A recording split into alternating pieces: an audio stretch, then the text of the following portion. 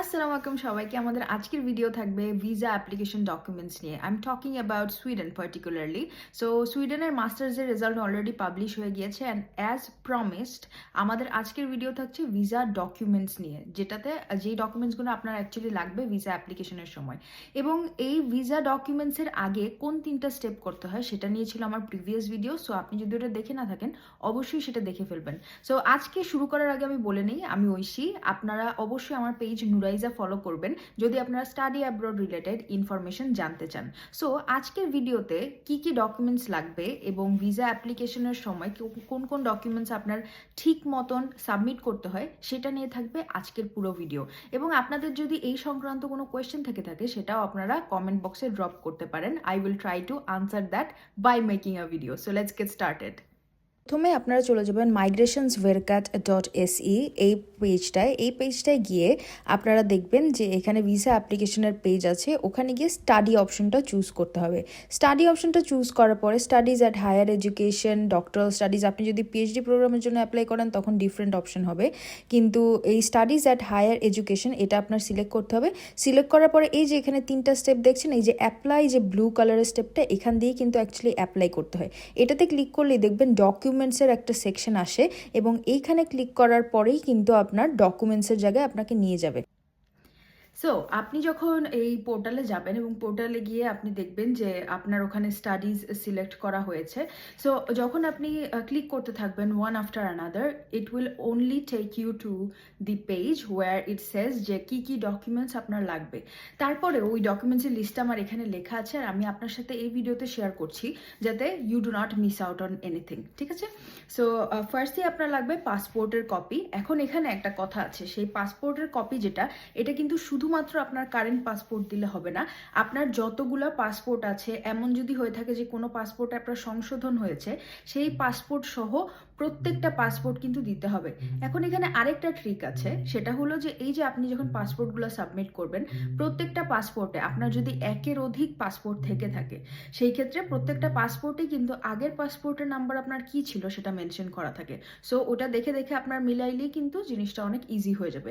পাসপোর্টের পরে থাকছে আপনার offer letter. Offer letter as in notification off selection. এই কাগজটা আপনার ডেফিনেটলি সাবমিট করতে হবে। ওখানে ওই যে লেখা থাকে যে ধরেন আপনি উপসালা ইউনিভার্সিটিতে আপনি চান্স পেয়েছেন, সো ওখানে আপনার উপসালা ইউনিভার্সিটির পাশে কিন্তু অ্যাডমিটেড এই শব্দটা লেখা থাকবে।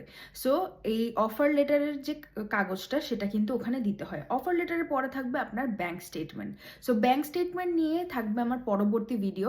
যদিও এতদিনে আপনাদের অ্যাকচুয়ালি ব্যাংক স্টেটমেন্টে রেডি করে ফেলার কথা, ব্যাংকে টাকা পয়সা সব কিছু রেডি করে ফেলার কথা, কিন্তু তারপরেও যদি থেকে না থাকে আপনার পরবর্তী ভিডিওটা আপনার কাজে লাগবে। বিকজ পরবর্তী ভিডিওতে ব্যাংক স্টেটমেন্ট আপনি সিঙ্গেল অ্যাপ্লিকেন্ট হিসেবে কত দেখাবেন, অথবা স্পাউস সহ যদি আসেন বা বাচ্চা সহ যদি আসেন সেই ক্ষেত্রে কত দেখাবেন, সেই সব কিছু ডিটেলস নিয়ে থাকবে পরবর্তী ভিডিও। সো ব্যাংক স্টেটমেন্টের পরে আপনার দিতে হবে Swift copy of paying your tuition ফিজ। এটা আপনি ব্যাংক থেকে পাবেন। সো এটার জন্য কিন্তু আপনার ডেফিনেটলি আমার আগের ভিডিওটা দেখতে হবে, যেখানে আমি বলেছি যে রেজাল্ট পাওয়ার পরেই কোন 3টা স্টেপ করে ফেলতে হয়। তো আপনার এই সুইফট কপিটা যখন দিবেন, Swift copy is more like proof of receipt, যে আপনার ব্যাংক হলো গিয়ে এই কাজটাতে সম্মতি জানিয়েছে এবং ব্যাংক আপনার এই কাজগুলো করছে, এই সব কিছু অ্যাকচুয়ালি সুইফট কপিতে দেওয়া থাকে। সো সুইফট কপিটা আপনার যদি তাও কোনো সন্দেহ থেকে থাকে, আপনি যখন ব্যাংকে যাবেন, ব্যাংকে গিয়ে আপনি যার সাথে কথা বলেন বা আপনি যে কর্মকর্তার সাথে ডিল করেন, তাকে বললেই হবে যে আমি সুইফট কপি নিতে চাই, তখন উনি আপনাকে সুইফট কপির ফুল প্রসেসটা বুঝাই দিবে ইজিলি, ঠিক আছে? সো সুইফট কপির পরে লাস্টে থাকছে ইন্স্যুরেন্স। এখন ইন্স্যুরেন্স যেটা, সেটা অ্যাকচুয়ালি কিন্তু টিউশন ফিজের মধ্যে ইনক্লুডেড থাকে, ঠিক আছে? কিন্তু আপনি এটা চেক করে দেখবেন, বিকজ এটা actually as far as I remember notification of সিলেকশনেই মেনশন করা থাকে, অথবা আপনার ইউনিভার্সিটির ডিপার্টমেন্টের যে ওয়েবসাইট আছে ওই ওয়েবসাইটেও কিন্তু মেনশন করা থাকে যে as a student of their university how are you going to get the insurance.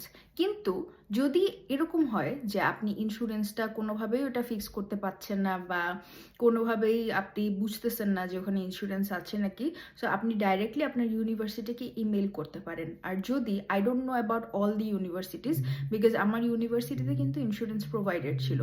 So যদি এমন কোনো ইউনিভার্সিটি হয় যেখানে it is not provided, so I would suggest যে আপনি একটা ইন্স্যুরেন্স ম্যানেজ করে ফেলতে পারেন। সেটা আপনি বাংলাদেশ থেকেই ম্যানেজ করে ফেলতে পারেন ইন্স্যুরেন্স। সেটা খুবই সামান্য ন্যূনতম একটা টাকা টাকা পরিশোধ করতে হয়, যাতে আপনার অ্যাটলিস্ট ইন্স্যুরেন্স নিয়ে কোনো ঝামেলা না থাকে।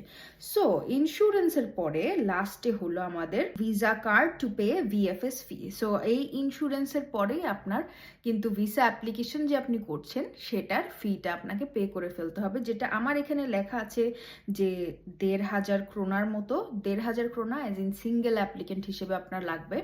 এখন আমার এখানে যদি সিঙ্গেল অ্যাপ্লিকেন্টের সাথে আপনার কোনো স্পাউস থাকে তখনও কিন্তু একটা certain amount of money add হয়, যেটা আমি পরবর্তী ভিডিওতে ব্যাংক স্টেটমেন্টের ভিডিওতে মেনশন করে দিব আর একটু চেক করে। সো এই কয়টা ডকুমেন্টস নিয়েই কিন্তু আপনার ভিসা অ্যাপ্লিকেশনটা হয়ে যায়।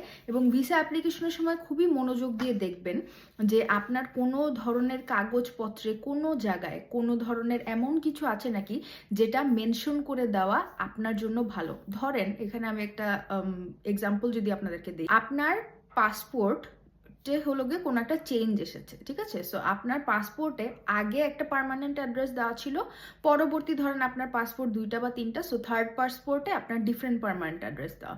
সো ওখানে কিন্তু ডকুমেন্টস যখন আপনি সাবমিট করবেন সেই জায়গায় কিন্তু একটা বক্স থাকে, ওই বক্সে কিন্তু মেনশন করতে হয় যে anything you would like to mention, এরকম টাইপের একটা বক্স থাকে।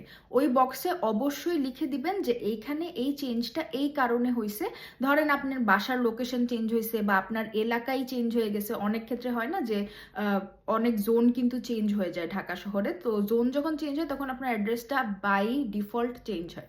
সো এই জিনিসটা অবশ্যই মেনশন করে দিতে ভুলবেন না, কারণ এই জিনিসটা যদি আপনি মিস করেন বা ওই বক্সে আপনি যদি কিছু না লেখেন বা কোনো ইনফরমেশন এমন কিছু যেটা হলো কি একটু ডুবিয়াস বা একটু ডাউটফুল, ওইটা যদি কোনো ওদের কাছে কোনো কিছুতে সমস্যা লাগে তখন কিন্তু সেই জায়গায় আপনার একটু সমস্যা হতে পারে, যেহেতু you are actually applying for visa. So better safe than sorry. So আজকের ভিডিও এইটুকুই। নেক্সট ভিডিওতে থাকছে আমাদের ব্যাংক স্টেটমেন্ট নিয়ে সব কিছু, এবং ব্যাংক স্টেটমেন্ট রিলেটেড কোনো কোয়েশ্চেন যদি আপনাদের থেকে থাকে সেটাও আপনারা কিন্তু এই ভিডিওর নিচে কমেন্ট সেকশনে ড্রপ করতে পারেন। So see you on the next video, by.